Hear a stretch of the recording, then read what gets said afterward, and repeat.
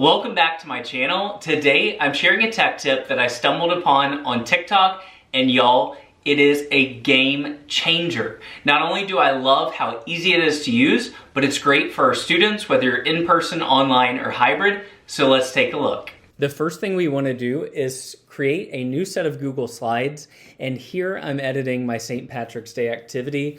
Last year, this was something we did in person on paper, and now I want it to be able to be editable in Google Slides for my students because I'm teaching 100% online this year. So let me show you a really quick tip. And first, I want to show you the way I was doing this before. I was simply inserting a text box.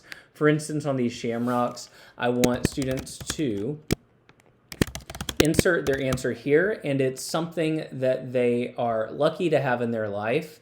And so you would see this text box, they would have to delete all this and then insert their answer, and inevitably a lot of students forget to, or let's say you just have a blank text box, then they may not even see it if they don't click on it. So we're gonna get rid of that, and we're gonna do something better. Go up here to the top left where you see the plus icon and my cursor. We're gonna click on this drop-down menu, and we're gonna add in a new slide. So this new slide is just for the formatting of this text box, and we're gonna click title and body. Or you can click title only as well. Let's try that. All right, right here, I wanna show you, see this text box? Whenever we see it, it says click to add title, but when we click on it, the font disappears. So your students don't have to erase this. They can literally type in what they're lucky for there, and they're done.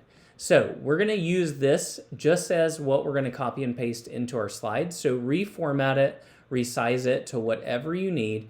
I'm gonna resize it to the size of the shamrocks. I'm gonna center my text.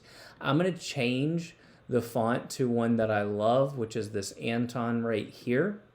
And I'm gonna go ahead and I'm gonna change the color to make it St. Patrick's Day. All right, so there's our text box. Now we're gonna Control-C or right-click and copy it.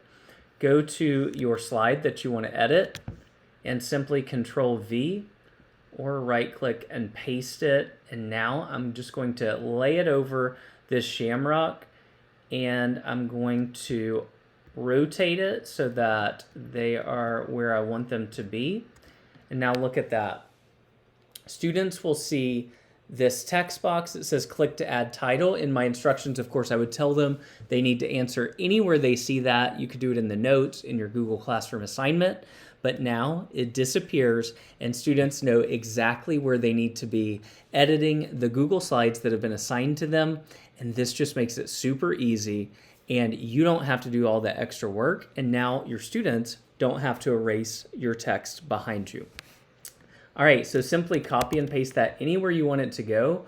You can go back and resize it on your master copy on slide 2, the one that you just inserted.